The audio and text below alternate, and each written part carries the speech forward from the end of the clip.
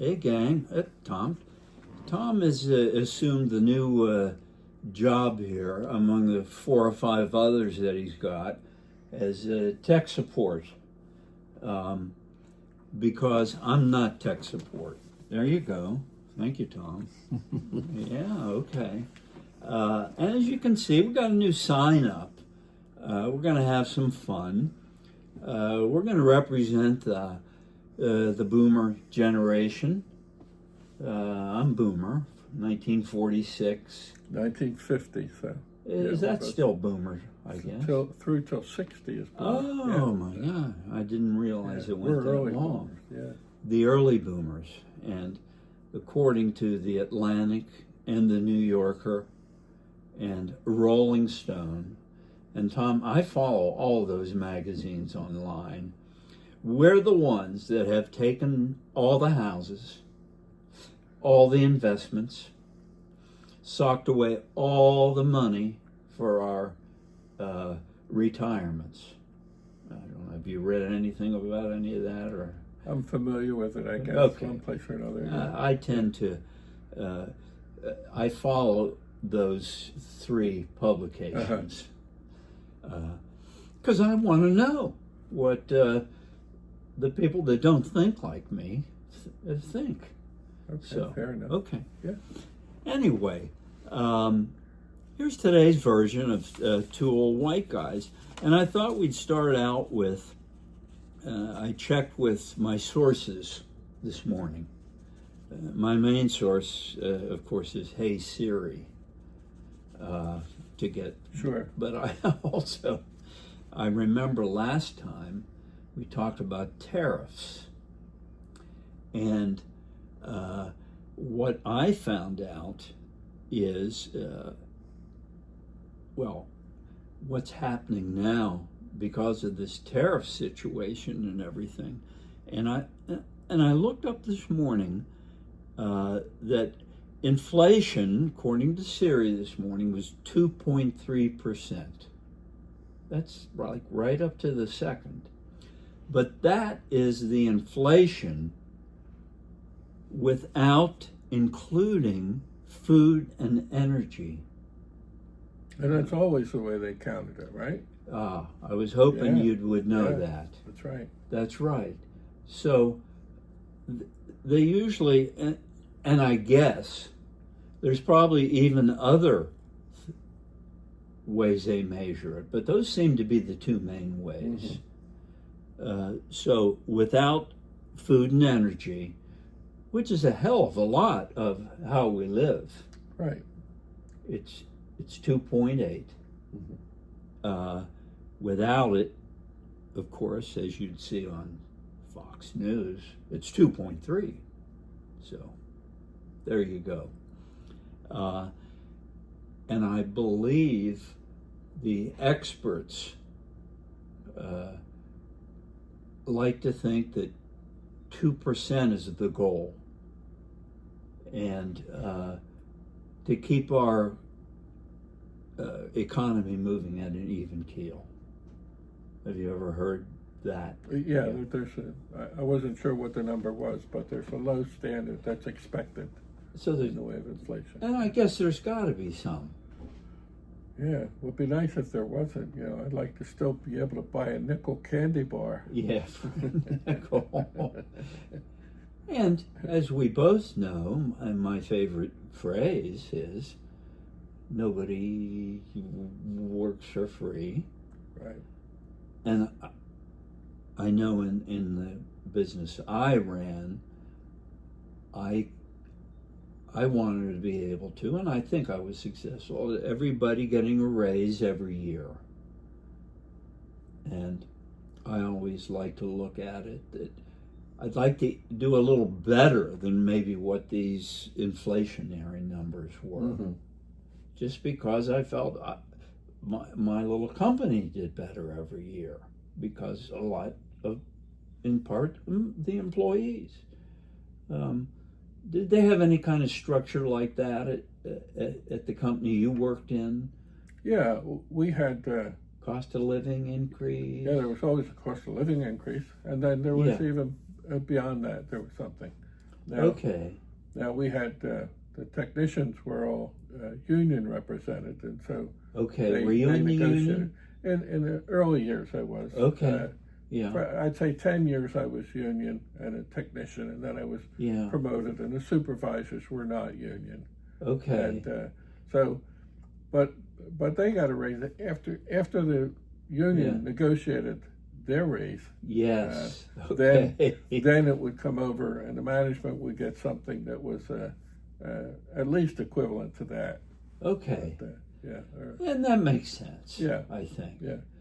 And I always found that then if somebody got a promotion, though, that was just like individually to them to go to this promotion at this raise as well. Yeah, and that was. And I know usually- you got promotions. Right. So, Yeah. and that would be a pretty significant raise. You know? Yes. Why would you?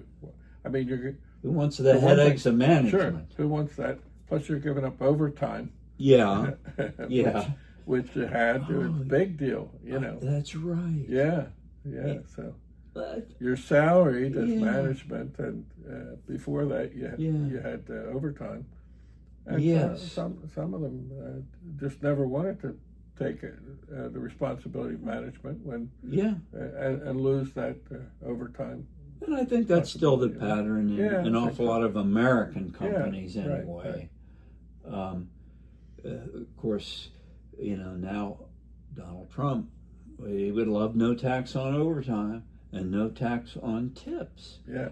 And I think that would be wonderful.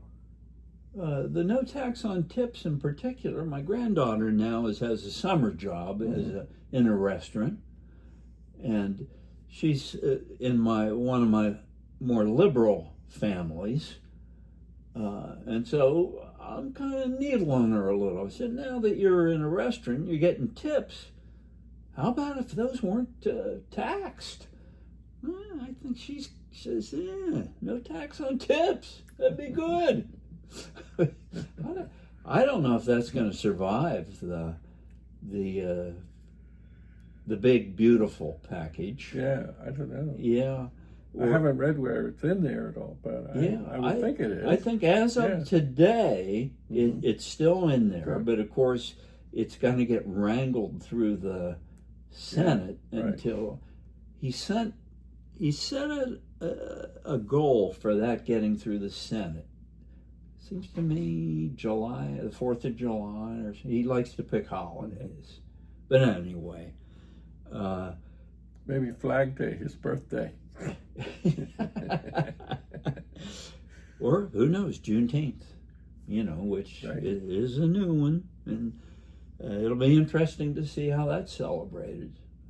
Anyway, okay, so we're talking about inflation now. No tax on overtime. I want to explore that for a minute. A lot of hourly workers, again, going back to your. I never, in my little company, only with a rare exception of having an emergency or something, and I needed somebody to work a night or a weekend, I did have an overtime category, but I rarely used it. I'm guessing in a big company like you were in, a lot of the guys, gals as well, counted on overtime. Didn't They did. mind the extra hours. Yeah, they did. They learned to live with that as part of their pay. Right. So They always wanted it. Yeah. always Now, wanted it. Were yeah. you like that when No. you were hourly? I would say no. Yeah. I mostly just. Yeah. There was a mindset. I'll tell you, it's tough Yeah, because I would there, like that. there was a mindset where that was part of their pay, and Yes. they never want to turn it down. Now, overtime was, except in emergencies, it was voluntary, and so And was there always some available? yeah, they would ask, and Yeah. it's complicated. Union, there was a And the red time union list. would decide who was Well, next in line to get it? Yeah, they kept Yeah. they kept a list. It's interesting. the list was kept in order of people that were asked for overtime, the availability of overtime, not whether you worked it or not. If you were asked, let's say they were offering 4 hours overtime this evening. Okay. And I said yes. Yes. And you said no. Yes. We were both asked.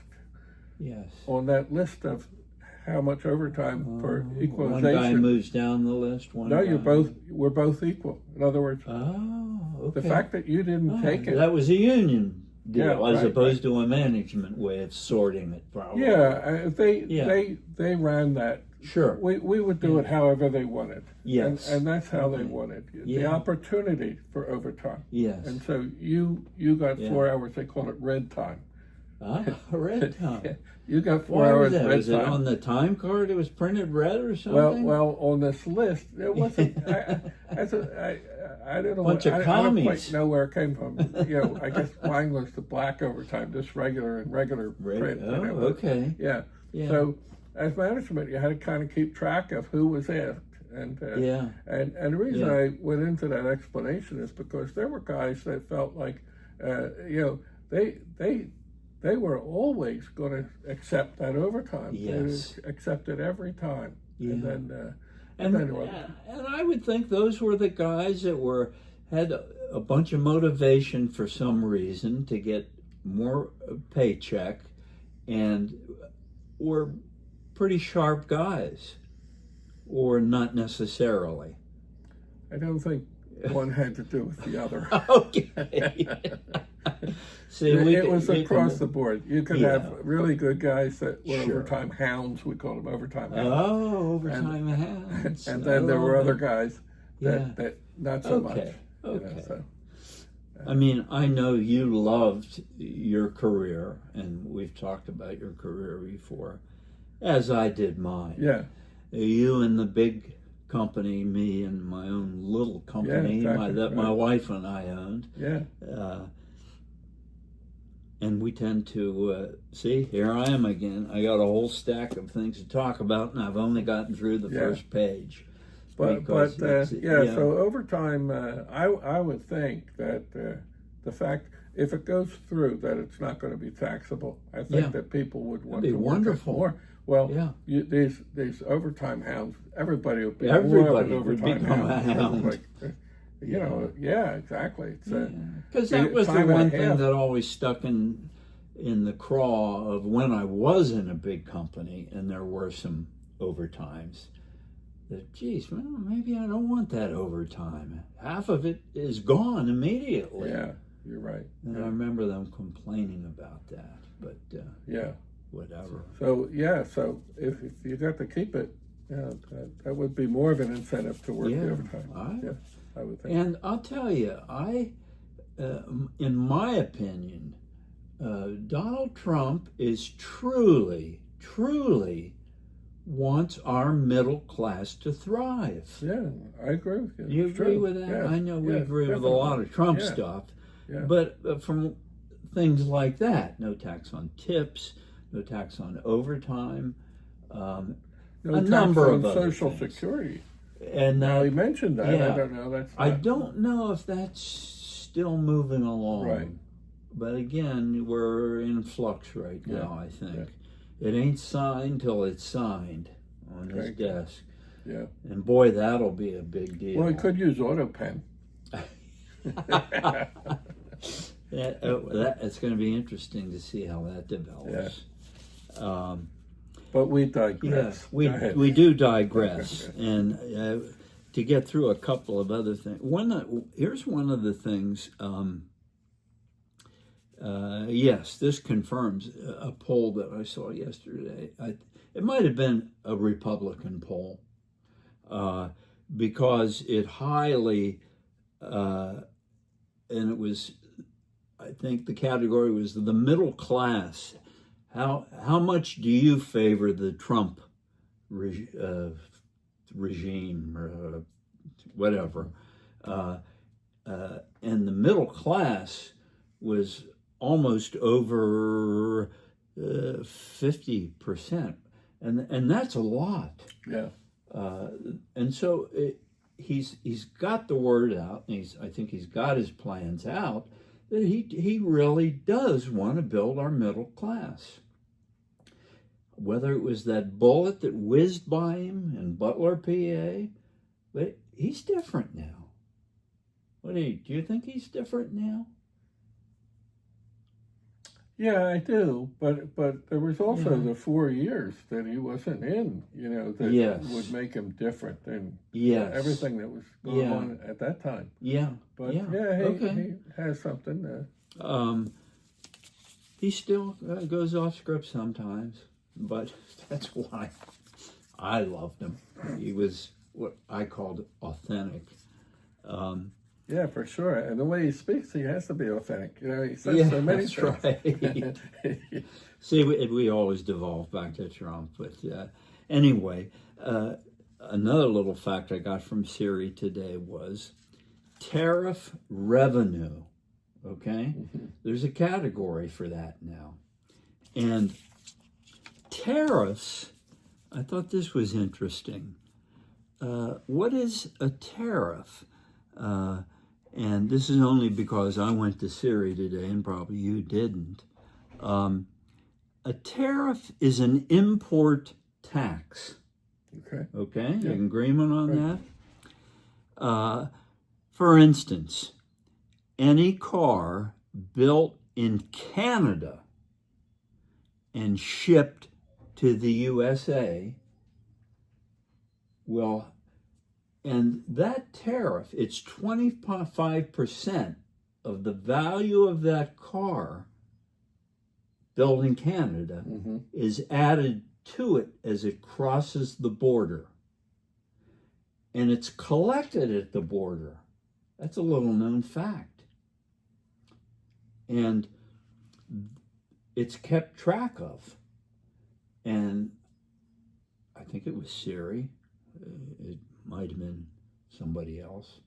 But for sure, we are $68 million as of this point of enhanced United States revenue due to the collection of that money, those tariffs. Okay. Which is more than double where we were last year. Now, 68 million doesn't seem like much anymore, but it just to let you know that those tariffs are in place and they're getting collected. And I thought that was interesting. It's collected again by the U.S. Customs. Okay, makes sense. So that money is grabbed right there as those cars come across.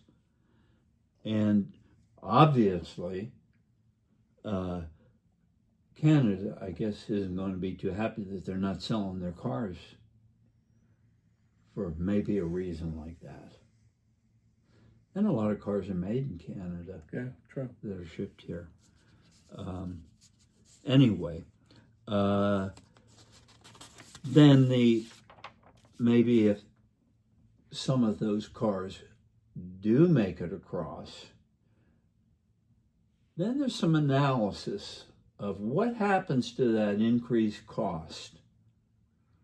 And if you've read anything about this or have an opinion, and I had this opinion, it doesn't necessarily mean that $100,000 Canadian car is going to end up in the showroom at $125,000. Because dealers, some of them will eat that cost, absorb it, and it may get into the country, but then there are channels of distribution of those cars that can maybe dilute it or add to it. It's not as that exact of a science, I guess, as I'm saying. Now they're talking about Chinese companies absorbing that.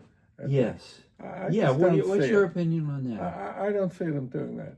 I don't either. Right. I agree. Why would you? Yeah. Some of their what do you call it? Their percentage on profit is I'm sure it's pretty small now. You're right. You know, you're right. Huge volume. Yeah, right. It's like your neighborhood supermarket. Yeah, Isn't that what they say That's about supermarkets? Yes, it is. Yes, it is. They sell zillions very of small items. markup. Yeah. Couple of percent, less than 5 certainly, maybe half of. Yeah. So are they going to do that? I don't think so. Now I agree with that. So as I think of it, I think that we're into the opinion part. Yeah, this folks. Opinion. Yeah. But it seems to me that for this to work, it's going to take some time. Yes. And if we go all the way out, he talks about replacing the income tax with tariffs. I remember. I said, "Wow, that's way out there." Right, that thought. That is way out there. Yeah, and it's like, and where are all the Americans that are going to take these jobs and learn how to do the stuff that we're getting from China? Yes. So you wind up, until all that happens, there's a lot of time. Yeah, and it's going to be a higher cost until that happens. I mean, absolutely, because we're going to pay the tariffs. Absolutely, and I mean, he doesn't want to talk about that. Neither does the press secretary or anybody else. But I think the realistic way is that for some time it's going to cost absolutely. us more. Yeah, and I think their favorite expression is, "Well, there will be some pain." Yeah. So most of them that are reasonable politicians will admit that. Right. And I don't know. Let's go back to when we played high school sports, and the coach. We first heard that term: "No pain, no gain." Yeah. Right. And now the other thing, as I think through the whole thing, everything is in flux here. So there's a lot of things going on. The fact that the cost of energy is coming down, because of drill baby drill, that offsets a lot of these costs. Absolutely. So, a lot of the inflation in the last 4 years was due to, 4 years ago, he turned it off on the day it was inaugurated. And so... Yeah, that was one thing he moved quickly on. Yeah. And his cabinet is big time pro-energy. Yeah, right. So energy is in the cost of everything. That's right. All right? You had a truck that got you this thing, It's like whether rail, however you got it here. Sure. It costs money and it costs energy. Absolutely. So as those costs come down, that's another thing that's going to offset all this. But I guess it's hard to get your head around all these things that tariffs are going to impact. I know he announced with steel workers last week. Right. I think I got that written down here somewhere. Do you remember what that was? Well, with Japanese steel, buying into the United States Steel in Pittsburgh and keeping that open, where they figured that whole thing was going to shut down. And they have ties and investment from with the Japanese steel. Nippon. Yeah. That's buying in and keeping that open. And there's a lot of that cooperation where I know I drive that Toyota Sienna. It was built in Indiana. Okay. So what's an American car today? It's like this. So and if it's got such a percentage of parts, it gets this tariff. Yeah. And So all that kind of stuff. Yeah. My Mazda was built that I just bought. It's in 2025. Yeah. And I love Mazdas. I put a plug-in for them here. It's a great, moderately priced car. Almost as valued as Toyotas are. I think they're usually way up there, as far as people think. But reputation. it was. I think it was built in Georgia. Oh, okay. Yeah. I don't know, something like that. Anyway, we both like Asian cars. True. Anyway, my next bit of notes here, and we're running long. Average U.S. tariffs on Chinese exports. Okay, you with me?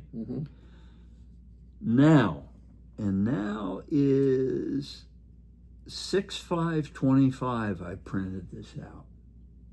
That's today. Right. I printed this out this morning. Tariffs on Chinese exports now stand at 51.1%. So if you want to ship goods to China from here, you don't hear a lot about that, I don't think. Maybe electric cars or maybe Teslas. Well, but they have their own electric. They have a Yes. BYD or something. They have their own Tesla over that I've been there. reading more and more about. Yeah. Okay. But I That's think more, a pretty good hunk. Maybe that's a bargaining chip, and that seems awfully high. And I mean, well, they've always and they've played games too, where they won't take the American. What America has to export is there's regulations on tariffs as well. But agricultural products and Yes. beef, and then I hear like in Europe they don't take our beef for one reason or another. Okay. It doesn't meet their criteria. Yeah, they're still a little ticked off about Trump tariffs. Yeah, Yeah. But one thing he wants to do is to try to equalize that because the balance of trade is out of kilter. It makes sense to me. Yeah. And we let so many things just slide over the years. Right. And he good Lord, he doesn't. I mean, that's a real bugaboo I have about laws and rules and regulations and immigration. Yeah. Right. Let's not, don't get me started on that. So that's 51%. If you want to ship your goods to China, they're going to cost that today, for now. That's for things for coming us. in from China, or no? This is going out. This is us exporting into China. And it's going to be 51%. The Chinese are going to impose that tax? Is that the idea? I think we're going to impose it as they leave, I would think. Well, no, maybe not necessarily. Because China's then going to, I guess following what we do here, we collect the tariff tax at the border, and it's ours coming in. So I think you're right. China would have to deal with it. That's right. And then they've announced that things coming from here to them they're increasing it, but I think it's half of that. I think it's down to 25. You're very close. Yeah. China's average tariffs on U.S. exports today are at 32.6%. Okay. Yeah. Okay. So and they just put that up. This is Lee Siri as of today had that. You know what? There's some more good stuff here, and we're running. Tom has to get to his next job. Do you have a real job today waiting, or do you? Well, we better cut it. Sure. Okay. I usually take one, knowing that we run long. Fixed. You know, I never know all these jobs. Well, I try for 11:30, but we're a little bit noon, past. I figure at noon even. In fact, I'm a watch collector. But do you notice the numbers on that? Yeah. How about that? Those are Arabic numbers. Is that right? Yeah. You know, but I always thought we called our numbers. Yeah. Arabic numerals, Now they might have changed them more recently, though. But we did call. We got our math. The zero placeholder is from the Arabic numerals. Okay. Yeah. I remember. It's very different, and I get a lot of people saying, "Whoa." Yeah. It is. It's cool. It's a Seiko. As you know, I collect moderately priced watches that work well, and I don't keep them if they don't work well. I throw them in a retirement bin, and then I give them out to nieces, nephews, and those kind of people. But so we will continue these discussions, I hope, on the economy, maybe next time a little bit more. But if not, good grief. It's like you can't keep up with the pace of this administration, which is okay with us because we were Trumpsters, and it's a topic for another day about chaos and bureaucracies. So this is Doug signing off with today's Doug's Interesting People, the two old white guys. I'm 78 and Tom is 75. 75. He's the youngster here. So I'll say goodbye. Tom, you want to sign off? Take care now. We'll be back.